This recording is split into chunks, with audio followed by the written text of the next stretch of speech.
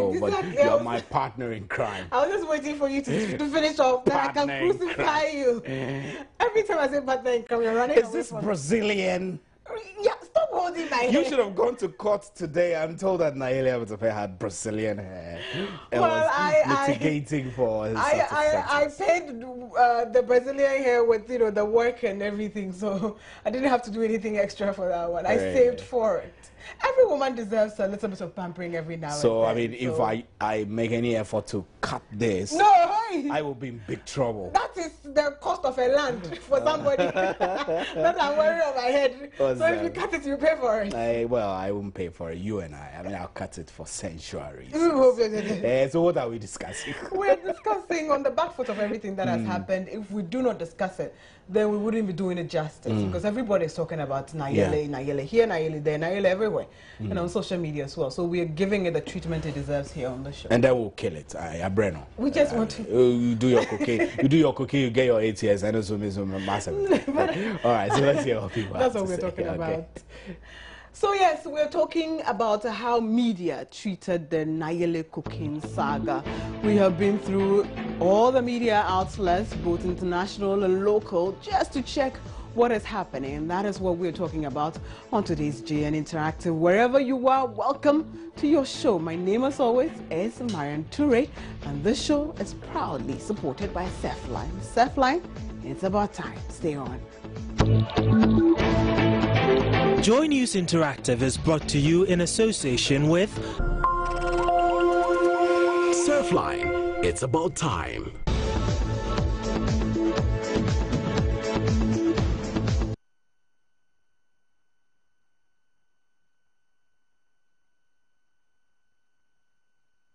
So welcome to your show. You want to join us on social media. There's a post app, and it's just a simple question to ask if you have even heard about the verdict and your take on the verdict. She got 8 years, 8 months, and with good behavior, she'll serve just about half of that. So let's go to social media. You can join us, facebook.com/joinnews-on-TV. Like our page first, like I always say, comment on all the posts we put there, and I'll share your voice with the rest of the world. We are on Twitter. We tweet our Joy News on TV and our JN Interactive GH, and our email address joynewsim@multitvworld.com, and our WhatsApp number remains 054-010-9009. I am on social media too, up front and center @MNToure on both Instagram and Twitter, and facebook.com/MarianToure official. So this here's your show for today. We're talking about how media actually treated the Nayele cooking saga, and I'm hoping that the headlines will roll and then we'll discuss it together. When you go and then you look at the international headlines, they gave it little treatment, and you're thinking that something as big as this would receive a lot of treatment. This last post is actually from the BBC, and they were looking at it from a very political angle, calling for inquiry after the London cocaine saga, saying the MPP is actually calling for that. So there was little, shall I call, substance about the case on its own, but that it was very political, that the MPP that is not in power now wants them too. And then this also is coming from Sankofa Online. It's from the Chicago community in North America, that's in the USA, and they are also just presenting it to us. Cocaine saga, Nayele gets 8 years jail term, and it's just presenting the facts as they just are. Okay, so nothing really serious with the international media doing anything great about the saga or the scandal, if I can call it that. And this one is actually talking about a cocaine lady regrets her actions. She made a foolish mistake, Nayele's lawyer. And this, from here, will be the bane of our discussion. The lawyer's, shall I say, input in getting his client that sentence, because if we all know the minimum jail sentence for such a thing would be 10 years, but she managed to get a little under 9 years. OMG, the lawyer must have done something good. So we'll talk about that too. And this one is coming from our own local headlines. It's from myjoyonline.com. Nayele Ametepe sentenced 8 years, 8 months. Same thing, nothing different from how the other media are actually covering the case. The substance of the case is still the same.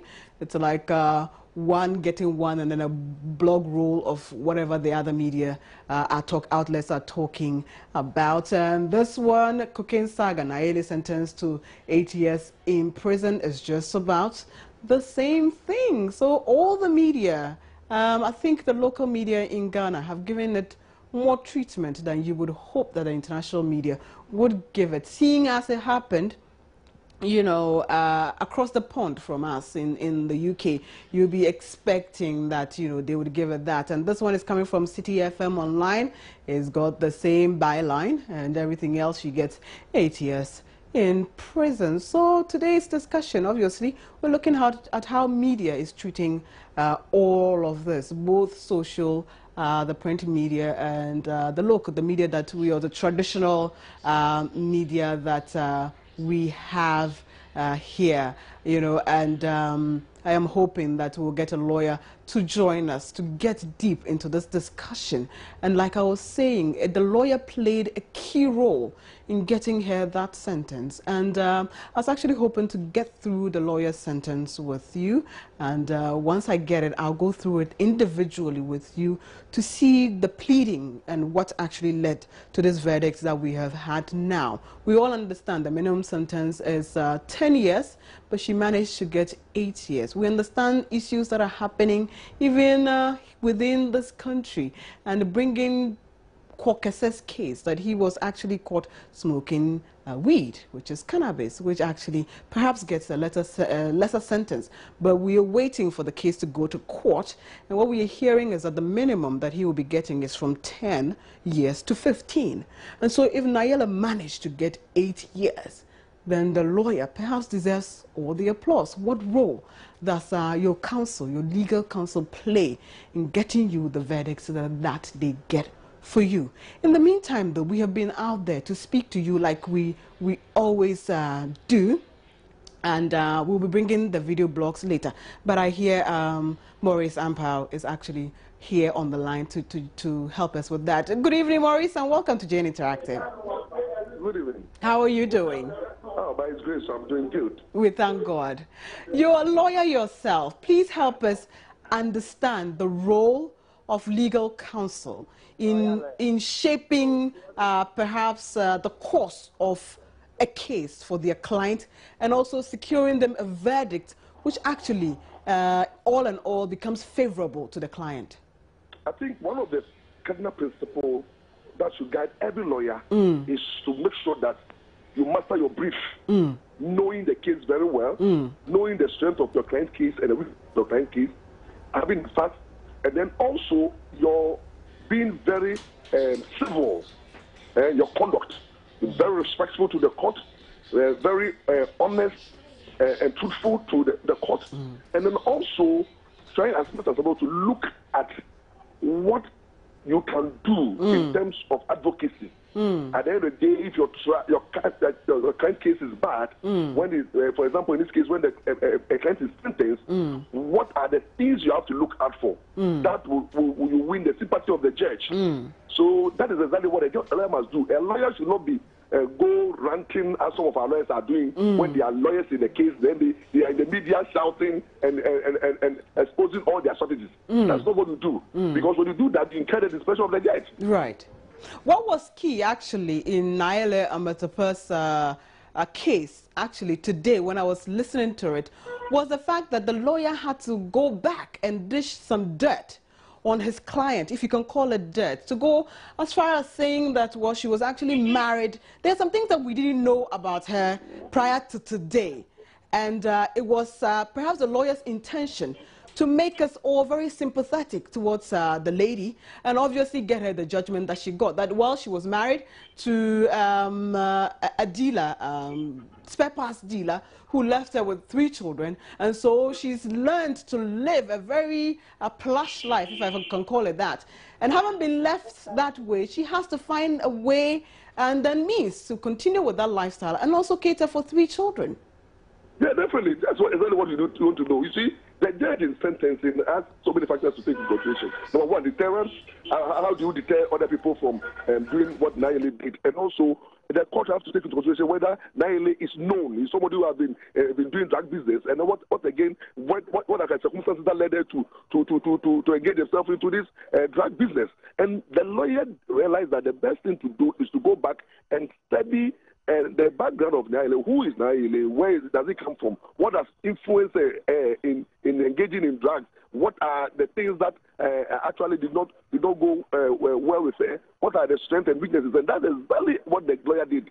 A good lawyer, a very effective lawyer, and he was able to explain to the court that, look, this is a woman who is going through a lot of trauma, and not only that, he has a very difficult background, and if you sentence him for long, the effect on the innocent children and the family it will be too much. Therefore, the judge has to consider, instead of 13 years, the judge decided to give him 8 years and some 8 months. And I think kudos to the lawyer for setting feet.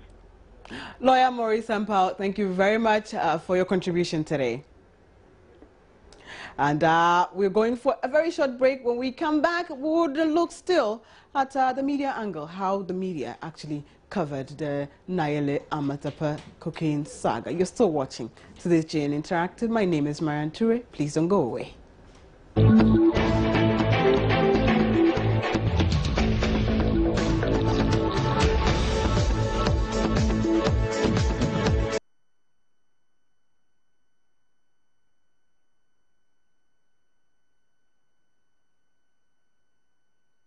Welcome back. You're still watching today's JN Interactive, a very in-depth one, of course, and we're looking at how the media generally, both international and local, covered the Nayele Amatapa cocaine saga.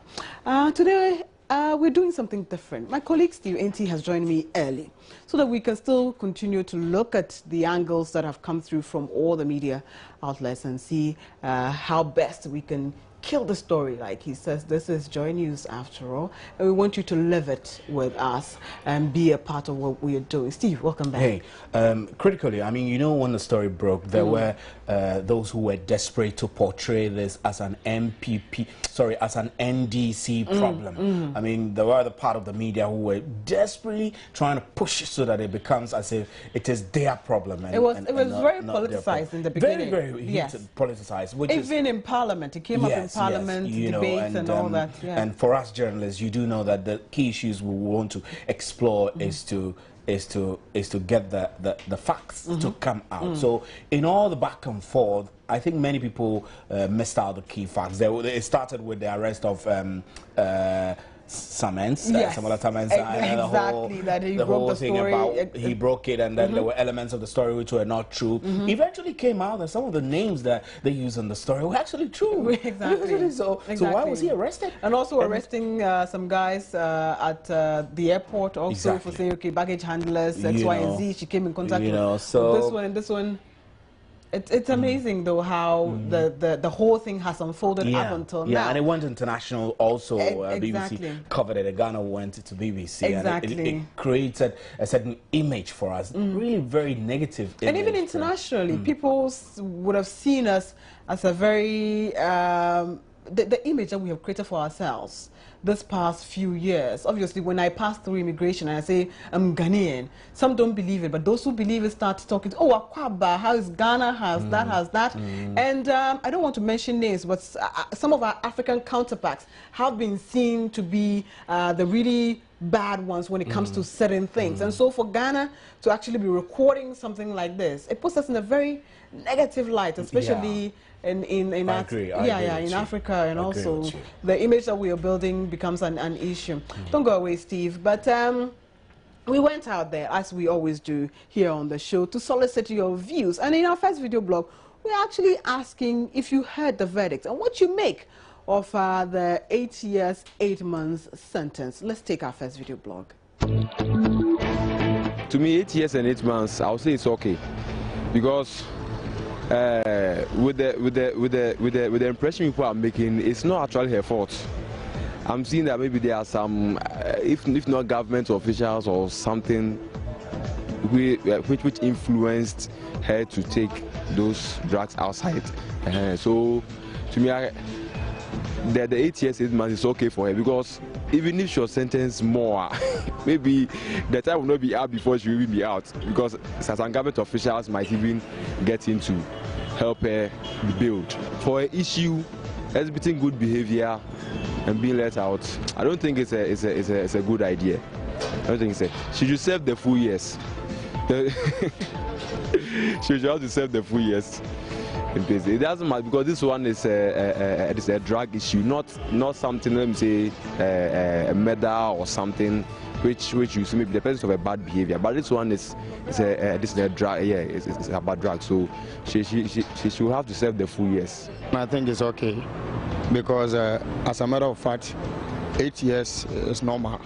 So it will serve as a deterrent for those who wish to indulge themselves in such acts. She is a lady or a woman, and if you prolong it too much, you have to be, be very considerate, even though the law is there. But as a matter of fact, we have to consider women factor as such. So I think it's normal. For me, I think the 8 years is good.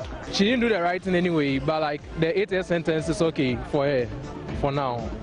But it will set as a lesson to her, so next time when she comes back, she'll do the right thing at the right time.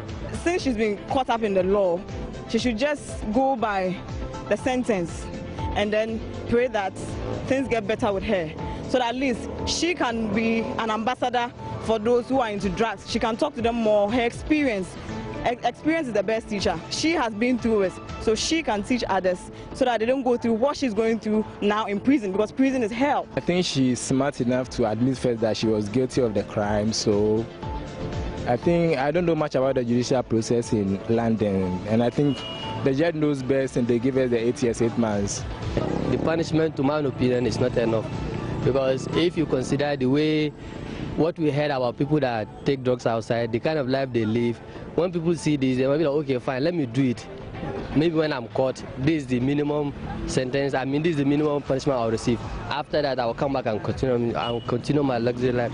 So people might be encouraged in a way to continue, or to take part in such activities. So I think they've done, to her, she should be lucky.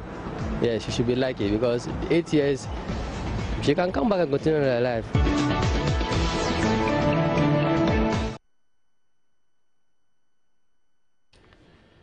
Your comments have been coming in thick and fast on social media, especially on Facebook. We'll go and take some of them that have come in. And the precursor was there. We are asking what you make of the Nayele verdict. And is 8 years, 8 months with the possibility of 7.5 justified in your view? And are there any lessons to learn from this episode and the drug trade in Ghana? Several comments have come in. We begin with Junior Lauscombe. He says, honestly speaking, 8 years? You're asking a question. That's not fair enough for such an offense. Let's set the record straight. Miss Ruby Adujemfi, a.k.a. Nayele Amatapa, or Angel's 8-year sentences is in 2 folds. Firstly, 4 years, and you want to add 4 months behind bars, and the rest of the years as community service. We all are told life begins at 40, and the lady here is 32. So God willing, she serves her term. She has her life back. 8 years and 8 months sentences for a drug-related issue. Not. Anyways, justice has been served, so we hope she turns a new leaf afterwards. UK court ruling and sentences. Phew! Ghana court adjourn, re-adjourn, conjourn, just adjourn. Oh God, you're funny. Paul says 8 years, 8 months in UK prison. Presidential palace in Ghana here. Okay. Abdullah Abdul Razak. Indeed, this will serve as a deterrent for others to learn, and our leaders should get good examples for us. Long live Ghana. Kwadjo Frimpong says, shh, no comment. But even the shh is a comment enough for me, so thank you for joining us. Opoku Wilfred George says, very bad. Tijami Yamin says she should have been given more years, and the lesson one can learn is to appreciate what you have and not try to move faster than you could in life. No, God knows Billy. 8 years is not deterrent enough prison in UK is just like honeymoon in Dubai. Anyway, she's just lucky. Roland Yaboa, I think Nayele should be the luckiest lady on planet Earth, since her sentence is something miraculous, but I presume her beauty was part of the reason for such. Really? OMG. I don't know about that. I wish I could have spoken to the judge to tell me what actually went in there. Plus, it was a jury that arrived at the verdict. The judge only just read it out and then enforced it. And Hazel says, no lesson learned, short term, the trade is still lucrative. John Okansi, well, that's what she got.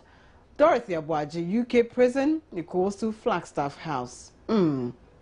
Ahmed Toure, are you related to me by any chance? In fact, you should come, we'll have a DNA test and see.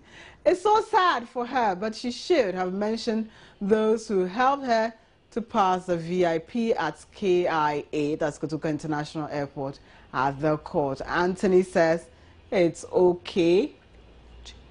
Nanayao says, I think she knew what she was getting herself into and was ready for anything, positive or negative. UK prisons, you can have good dreams in there. And that's where we drop off for today. We were actually hoping to take our next video blog, but we'll save that for another time. But food for thought, though, for you also. What do you make of the entire thing? Let's move forward and then be good examples to each other. Steve is back. We can wrap up together. So, Nayele, I mean, I think that from tomorrow we'll all be looking at waiting to hear. That's the picture of the day. We're getting picture of the day. Yes, our picture of the day before we go. Oh, here we are. And he says, how can my wife claim to be finishing 1 tuber of yam per week? 2015 is my year of accountability. This is not 2014 when she was cooking indiscriminately. She must give account of how many centimeters she is cooking. Small food to go eat. But we are measuring. We have to put a bar by it. Yeah, 2015. Even the yam doesn't look too good anyway. He didn't buy a good yam. So I'm not sure what you're concerned about his yam and not you know, what I'm saying is that if it was a great yam, then you have every liberty to do all the encomiums about but how the yam. Do you choose great yam? Yam with crooked. The greatness of the yam is in the tasting. Whether it's pona or laraboko or whatever it is, you have to eat it first. So how do you know by then? By the look of it, look and feel. Steve. Yeah, look and feel. We'll talk about this later. Yeah, we'll talk about this later. My name is Stephen N.T. My name, as always, Marian Toure. And enjoy the rest of our programs. Have a good evening. Good evening. Bye-bye.